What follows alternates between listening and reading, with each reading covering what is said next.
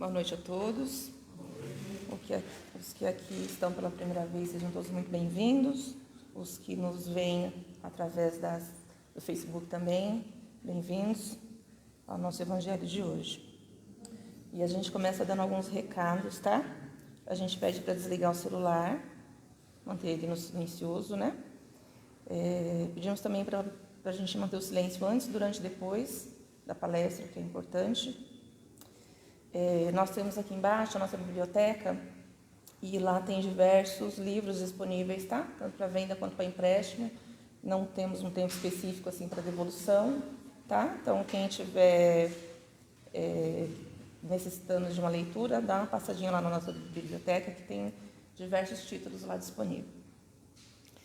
A casa também está coletando blister, que é aquela cartelinha de medicação vazias, tá? Que é para um trabalho em uma outra instituição, tá? Então, quem tiver, traz para a gente, tem uma caixa ali naquela mesa ali do corredor, só colocar lá dentro, tá bom?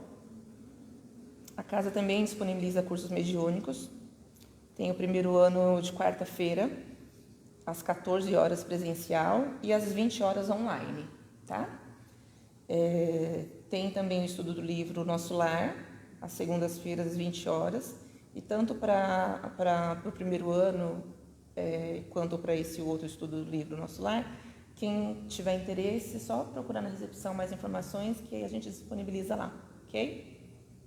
E temos de quinta também a evangelização infantil, tá? Terças e quintas e sábados, terças e quintas às 20 horas, que é o horário aqui do evangelho, acontece paralelamente a evangelização infantil, e de sábado às 18 horas, enquanto a gente está aqui nesse momento também, tem uma parte de evangelização, ok? E vamos então para a nossa psicografia da noite. Espinhos e pedras grandes. Boa noite, irmãos queridos. É um prazer estar aqui novamente com vocês. Quem disse que a tarefa seria fácil, que não haveria espinhos e pedras grandes? Então é essa a tarefa. Precisamos de todos vocês juntos, unidos neste elo de amor fraterno que essa casa sempre teve. A união de vocês, o abraço fraterno é o que faz essa casa ser gigantesca, com este amor maravilhoso. Por isso pedimos a todos vocês, continuem firmes nesta tarefa maravilhosa, nessa tarefa que ajuda, nessa tarefa que nós semeamos para os nossos irmãos que aqui vêm buscar um lenitivo. Estejam sempre unidos no elo de amor. Sigam sempre o exemplo do Evangelho de Jesus e, sendo assim, não se importem com os melindres.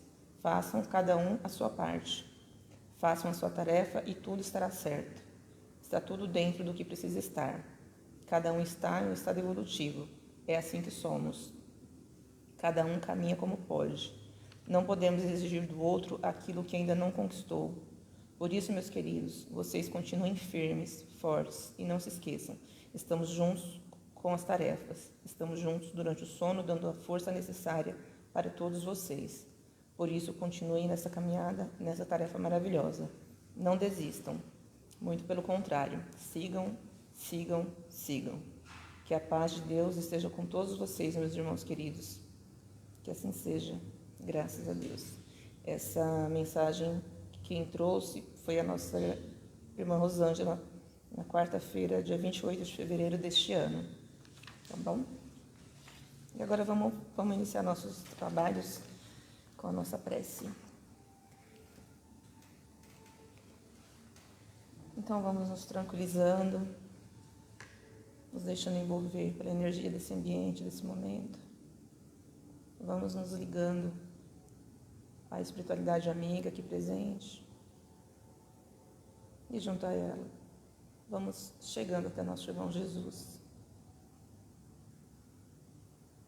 Vamos agradecendo a Ele por essa oportunidade de mais uma vez estarmos aqui, desfrutando um pouco mais do seu Evangelho. E vamos pedindo a Ele que fique conosco, para que junto deles possamos entender, compreender o que a lição de hoje nos traz. Que assim seja, com a graça de Deus.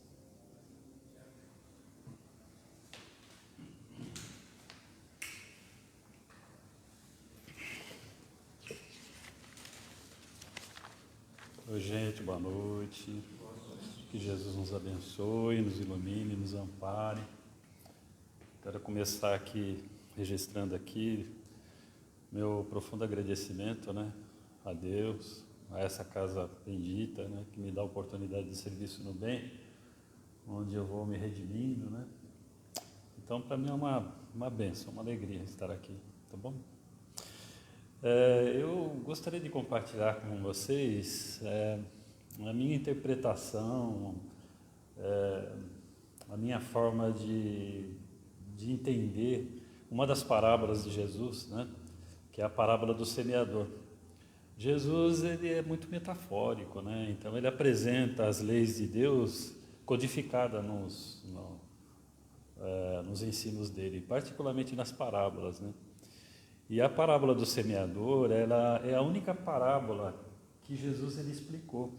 E essa explicação de Jesus, ela mexe um pouquinho com a gente, né?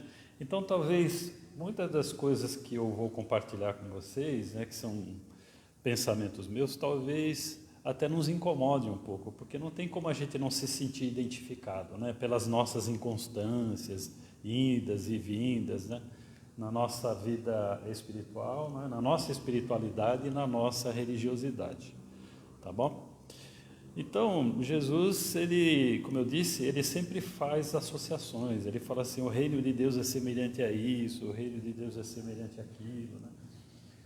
E Jesus, ele conta, né, nessa parábola do semeador, que um semeador saiu a semear, né? Então, detalhe, antes de eu dizer o que Jesus nos diz das parábolas, né, naquela época, a forma de se semear não era semelhante à de hoje, né? Naquela época não se obedecia lá uma regra, né? Então, eles, por exemplo, eles pegavam as sementes, colocavam numa carroça, né? E chegava num campo e saía, né? Esparramando a ermo, né? E Jesus, ele pegava, assim, coisas do cotidiano para, nessas histórias, ele deixar codificado as leis de Deus. E hoje, com o entendimento que a gente tem, a gente consegue ir desdobrando e fazendo esse entendimento. E diz o Jesus no Evangelho de Mateus, capítulo 13, versículo de 4 a 23, eis que um semeador saiu a semear, né? E parte das sementes caíram no caminho. Aí vieram as aves e comeram aquelas sementes. Parte dessas sementes caiu num solo pedregoso, onde havia pouca terra, né? Então, até que semeou, até que ela começou a crescer, mas como tinha pouca terra, veio o sol e acabou matando, ressecando lá a semente logo que ela brotou, né?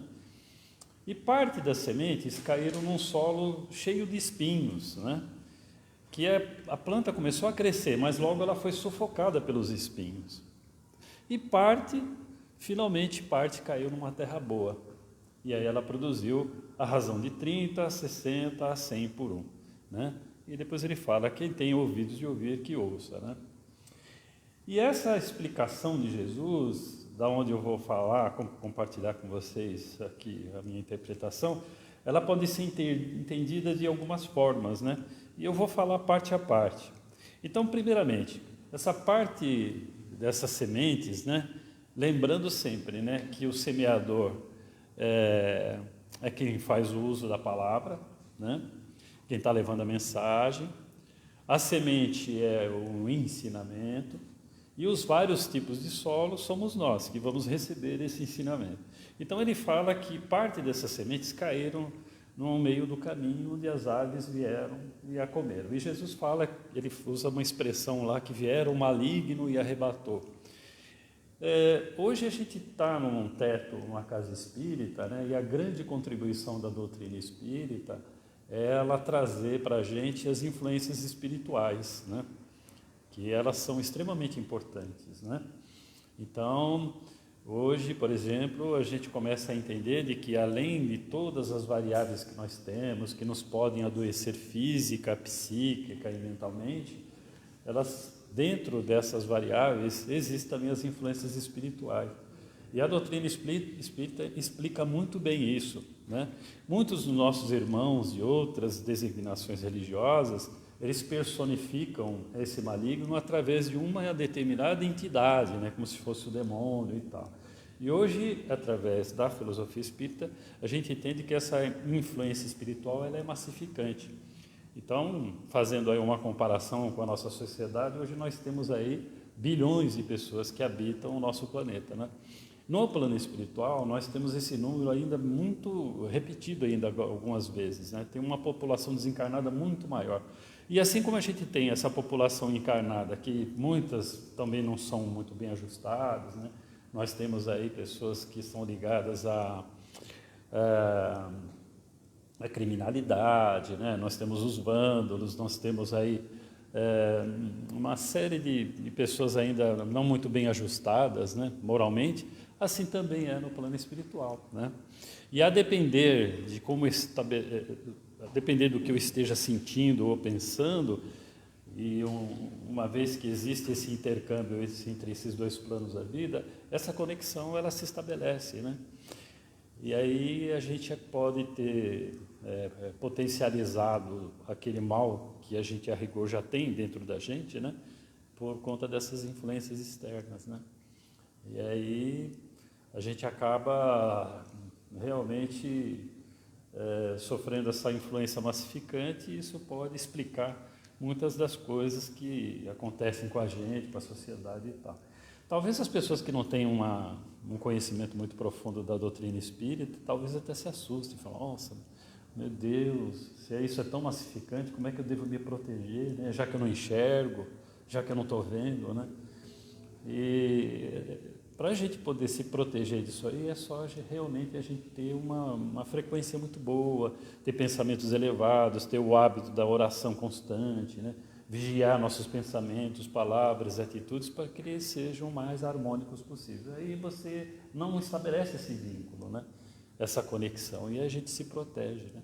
Porque a dinâmica deles é justamente buscar uma conexão com aquilo que há de negativo com a gente, né? Então, eles sondando a nossa personalidade, vendo que a gente tem tendências negativas para uma determinada área, eles só estimulam, né? Para que realmente a gente vá se enroscando naquilo que a gente já arregou, como eu disse, a gente traz dentro da gente mesmo, né? Então, é só ter uma maior vigilância nisso, né? E, então, a grande contribuição da fé espírita é justamente falar do transtorno obsessivo espiritual, né? Para que a gente estabeleça as medidas autoprotetivas, né? Para que a gente não sofra essa influência massificante, né?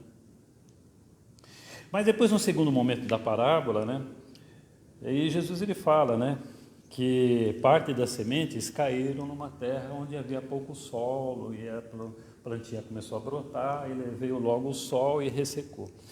E aí faz alusão assim àquelas pessoas que ainda não têm uma consistência muito profunda, né? Ainda não tem uma fé muito bem consolidada, né? Porque na primeira parte, onde veio o maligno e retirou as sementes, por que isso acontece? Porque é mais fácil a gente ter um comportamento de manada, né? A gente ir onde todo mundo vai, querer o que todo mundo quer, fazer o que todo mundo faz, né? E como a gente não está atento a essas coisas invisíveis, né? Ligadas ao pensamento e ao sentimento, então a espiritualidade elas conseguem nos manipular para realmente afastar a gente do bem. Mas nesse caso aqui específico, há um encantamento no primeiro momento. Então, por exemplo, uma pessoa que ela vai numa determinada casa religiosa, seja ela qual for, uma igreja católica, um templo budista, uma igreja evangélica, ela se sente acolhida, ela se sente bem. Ela vai numa casa espírita, ouve uma palestra, ela toma um passe, ela sente paz, sente contentamento. Eu tive a oportunidade de trazer amigos aqui recentemente que falaram, nossa, eu fiquei tão bem, né? Nem precisei tomar um medicamento que eu estava tomando, nem até esqueci, né? Só que a gente percebe que a pessoa não consegue sustentar aquilo por muito tempo. Aí passa depois uma semana, 15 dias, a pessoa volta no automático, consegue, sabe? Aí está indo nos mesmos lugares, fazendo as mesmas coisas, né? Entendeu? Vivendo aquilo que ela já está habituada a fazer, né? Então, Mas, geralmente essas pessoas, elas têm uma dificuldade de manter essa constância, porque no fundo a gente quer uma solução rápida para o nosso problema, né? Então eu quero que alguém resolva o meu problema o quanto antes, né? É por isso que as pessoas elas buscam um medicamento, elas tomam muito medicamento, elas procuram algo que realmente venha a resolver aquele problema, porque ela acha que o problema está fora dela, né? Então a solução vem de fora, né? Para você conseguir um equilíbrio, você estabelecer assim uma melhora mais consistente em todo o seu campo de vida, seja ele psicológico, emocional, físico e tal, demanda tempo, empenho, disciplina, né? É todo um processo, né? Então, geralmente, essas pessoas realmente acabam não durando muito mesmo, né? Vem, fica um tempo, se afasta, ou troca de religião, né? Uma hora é católico, outra hora vai na Umbanda, outra hora vai numa igreja evangélica, né? Ou qualquer lugar que realmente alguém faça aí uma promessa de solução rápida e milagrosa, aí a pessoa vai, né? Porque, como eu disse agora há pouco, a pessoa quer que aquela dor, seja ela qual for, financeira, psicológica, né, espiritual, ela seja amenizada, né? E aí realmente é complicado, né? Depois, no terceiro momento, né, aí Jesus ele fala, né, que parte das sementes elas caíram num solo onde tinha muito espinho, então ela começou a crescer, mas logo os espinhos foram sufocar aquela planta e ela não rendeu, não vingou, né? Aí a gente poderia fazer alusão à influência material, que a influência do mundo físico ela é massificante, né? Então, por exemplo, a gente vive num mundo físico, né? Então, toda a nossa interatividade, ela está baseada nos nossos 5 sentidos, né? Então, eu preciso ver, eu preciso ouvir, né? Eu preciso sentir através do olfato, do paladar, do tato, né? Quando foge a esse tipo de algo que foge aos 5 sentidos, fica difícil entender e compreender qualquer coisa. Então, o mundo físico, ele realmente exerce uma influência muito poderosa sobre nós, né? E como a gente foi educado ao longo da nossa trajetória em conquistar coisas, né? Então, você para ter sucesso, você precisa estudar, ter uma boa profissão, ganhar bem, para que você tenha mais autonomia financeira, para que você conquiste mais coisas e tal. Então a gente vive uma vida praticamente focado muito no ter, né? E quanto mais a gente tem, mais dá uma sensação de poder, de autonomia, né? De independência, né? E a gente não entende de que existe uma transitoriedade ao qual a gente está mergulhado nela, né? De que as coisas vão passando, de que o corpo tem prazo de validade, de que daqui a pouco as restrições chegam, de que depois a gente perde essa autonomia e de que depois os bens que a gente eventualmente conquistou não vai ter muita serventia, uma vez quando você está lá com um câncerzinho aí, né? Lutando contra ele, né? Então, muito, eu repito, né? Uma vez que você tem uma vida financeira muito boa, né? Então, vamos imaginar, né? Uma pessoa que ela tem uma autonomia ao ponto de comprar, viajar, né? Fazer uma série de coisas. Dificilmente a pessoa hoje, ela vai estar, com raras e honrosas exceções, ela vai estar envolvida num trabalho filantrópico, de serviço social. Claro que existem essas exceções aí, né? Mas realmente é uma prova muito difícil. Tanto a pobreza quanto a riqueza são provas difíceis, né? Porque a pobreza ela nos induz à revolta pela carência, né? E a riqueza abre as portas largas do mundo, né? Onde a gente procura a satisfação, né? Mas na parábola do filho pródigo, Jesus ele é brilhante, né? Quando ele fala que o filho se afastou da casa paterna, que para viver uma vida dissoluta, houve uma grande fome, foi cuidar de porcos, né? Então, ou seja, o que é que está escrito aí? Quando a gente vai viver o mundo, a gente, no fundo, a gente tenta preencher um vazio, né? E a gente não consegue preencher esse vazio, né? E aí a gente vai cuidar de porcos, ou seja, vai sofrer. Na parábola ele fala, os empregados do meu pai têm fartura de pão. Então, ou seja, a quem não se afasta de Deus tem contentamento, paz, plenitude, satisfação existencial. Tal. Então, você vê que todas as parábolas de Jesus, elas estão interligadas, né?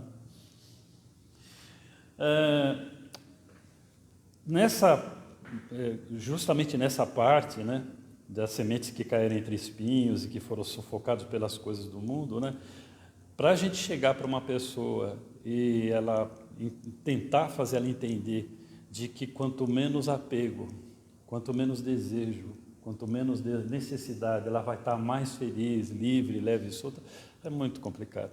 Principalmente se for um jovem, né, que tem desejo de conquistar, de fazer as coisas e tal. Só quando a gente vai ficando mais velho, que aí começa a cair a ficha, a gente começa a realmente entender de que, na realidade, eu estava tentando segurar água entre a mão, né? E uma hora ia escapar entre os dedos, né? Então, tudo, como eu disse, é absolutamente transitório, né? Mas no final da parábola, Jesus ele é brilhante, né?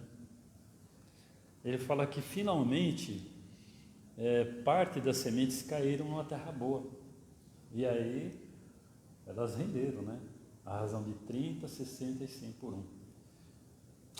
Quando eu vejo essa última parte que Jesus fala, né, da terra boa, eu não tem como eu não pensar, por exemplo, numa irmã Dulce, né,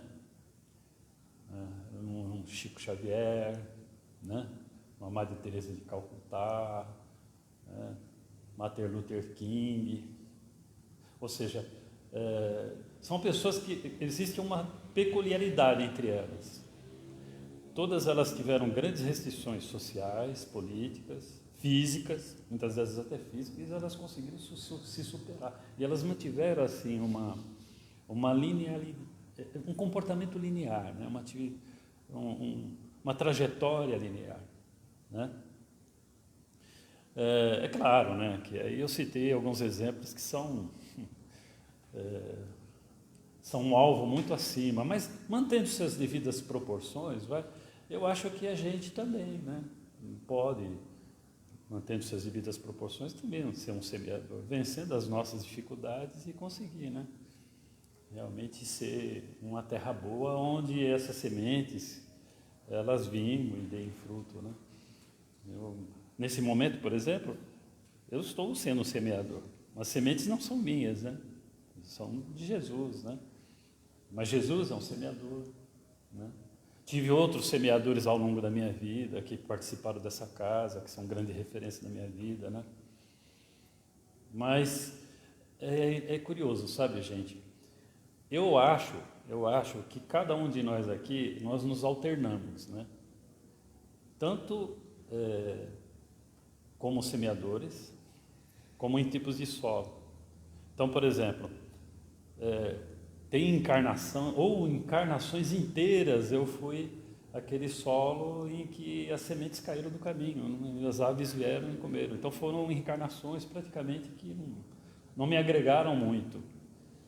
Passei incontáveis encarnações também, que teve um lampejo de despertamento espiritual, mas logo alguma coisa, alguém me sequestrava, eu perdi aquele interesse e pronto. Aí mais uma existência estagnada, né? Depois tive outras existências em que realmente eu era sufocado pela influência material, né?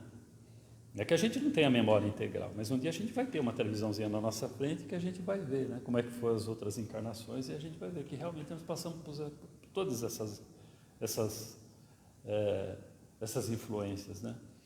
Aí eu fico me perguntando, será que nessa, pelo menos, eu estou sendo terra boa, né? Será que eu estou rendendo frutos? Né? Eu acho que nessa encarnação eu ainda oscilo. Tem hora que eu sou... Tem hora que alguma coisa vem e leva a semente, né? Não vingou. A julgar disso é quando eu leio, por exemplo, um livro, que eu leio 2, 3 vezes, quando eu vou ler pela 4ª vez, eu falo, nossa, esse ensinamento me tocou, né? Então percebe? Finalmente uma sementezinha ali encontrou uma terra boa. Então eu oscilo, tem momentos em que realmente eu não tenho as minhas defesas emocionais, psicológicas, espirituais, e aí os obsessores que todos nós os temos, né, que buscam sejam desafetos de outras encarnações ou espíritos que fazem uma oposição sistemática ao bem, de alguma forma procuram me desviar do caminho. Então, nessa encarnação, por exemplo, eu tive algumas experiências, né? E tem momentos também em que realmente eu tenho alguns lampejos de serenidade, de equilíbrio, de frequência elevada, eu começo a entender o que Chico Xavier queria ressentir, da humildade dele, né? Eu começo a perceber, puxa, esse é o caminho, mas daqui a pouco eu entro de novo nos meus condicionamentos espirituais, daqui a pouco eu entro naqueles automatismos que eu nem desconfio que tem, porque como eu estou mais próximo do início de incontáveis encarnações, né? Então está tudo isso no meu inconsciente, e ele migra para o consciente, determinando tendências, predisposições, atitudes. Então, quando vai ver eu já falei, quando vai ver eu já fiz, né? Então é complicado, né? Então eu estou sempre lutando para me manter num caminho reto, sempre, né? Mas eu percebo, puxa vida, olha, eu caí na minha vibração, esqueci das minhas orações, né? Então preciso ficar mais atento, né? E depois tem momentos em que realmente a influência material ela é muito massificante, né? Hoje eu não vou no centro não, tá frio, né? Não vou, hoje tem um evento aí, né, que vai ser legal, não quero perder. Então a influência da sociedade, do meio, do corpo físico e tal, realmente a gente vai protelando, né? A gente vai perdendo. Então essas influências todos nós estamos submetidos. E às vezes eu sou uma semente boa, eu acabo realmente procurando sendo um bom semeador, né, que é levando a palavra. Mas eu repito, para que a gente entenda de que nós fomos criados por Deus para servi-lo, né? Essa é a nossa função. Eu tenho na minha consciência de que a rigor a gente sempre existiu dentro de Deus, né?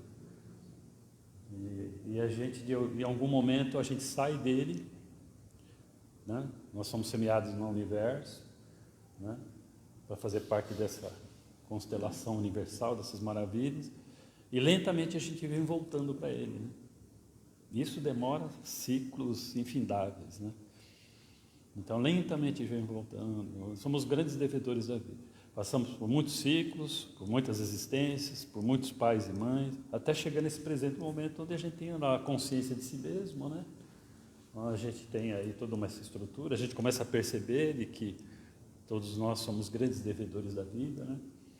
Nasce esse sentimento de gratidão, e aí você sente necessidade de tentar restituir o muito que você deve, e aí você tenta ser um semeador, né? Fazer a sua parte, levar essa semente. E aí a gente percebe de que realmente demora-se muito tempo. A gente tenta utilizar esses grandes exemplos que eu me referi, Jesus, né, que seria o exemplo maior, né? Ele mesmo falou, vós podereis fazer o que eu faço e muito mais, mas vai mantendo-se as proporções, reduzindo. A gente usa Chico Xavier, Manduce, Martin Luther King, mas beleza, eu tento ser no meu nível aqui, né? Mas para que eu evite os meus desafetos espirituais que vêm e roubam essa semente, para eu evitar de que esse solo raso venha, tenha fogo de palha, eu me animo num pequeno momento, aí vem as minhas influências internas, vem a influência do meio e murcha essa planta, para eu evitar de que essa influência material massificante me desvie da trajetória, e para que eu seja mesmo um semeador dentro da minha condição, porque aqui no final ele fala, né, que cada semente rendeu a razão de 30, 60 e 100, então, ou seja, eu vou chegar a um nível do Chico Xavier, do Mino Manduce, né, porque na parábola fazendo uma citação de uma outra parábola de Jesus, que é dos talentos, né? Para cada filho que fez uso da parábola e multiplicou, Jesus falava assim: servo bom e fiel, foste fiel nas pequenas coisas, te darei a intendência das grandes. Então, ou seja, vamos ter níveis maiores de desafio, né? Mas para que isso tudo ocorra, eu preciso entender a que tipo de solo que eu sou. Qual é a semente que eu carrego dentro de mim? É uma semente boa? Eu sou um semeador do bem ou sou um semeador da discórdia, da contenta, da dissensão, né? Que tipo de semeador eu estou procurando, né? Eu sou uma pessoa que procuro realmente estar atento para essas influências, ou de alguma forma elas estão o tempo todo me desviando da produtividade espiritual ao qual Deus me criou para essa função. Percebe quanta coisa tem a ser considerada, né? Então eu acho que essa parábola do semeador, ela é brilhante para que a gente possa entender por que a gente oscila tanto. Por que em incontáveis encarnações a gente começa a evoluir, depois estaciona, né? Por que às vezes a gente fala assim: poxa vida, eu tenho 20, 30 anos de espiritismo, como pode eu errar nisso, né? Eu já estou cansado de saber, né? Eu tenho a petulância de falar isso em palestras, até aconselhar isso para os outros, e eu me pego nesses erros, né? Como é que pode, né? Então essa é uma maior atenção, para que a gente possa realmente entender a veracidade, os ensinos que Jesus nos traz, particularmente nessa parábola, para que a gente realmente possa, né, ser um excelente solo, produzir de acordo com a nossa condição, né? E honrar a oportunidade que Jesus nos dá de ser um bom semeador, né? Lembrando, para finalizar, que a colheita não nos pertence, né? A colheita pertence a Jesus, na verdade a Deus. Então a gente só vai plantar. Agora, talvez vamos colher a nível pessoal, né? Em condições melhores, menos sofridas, né? Com menos sofrimentos, né? Nesse sentido, sim. Tá bom? Eu agradeço a todos pela paciência. Que Jesus nos abençoe.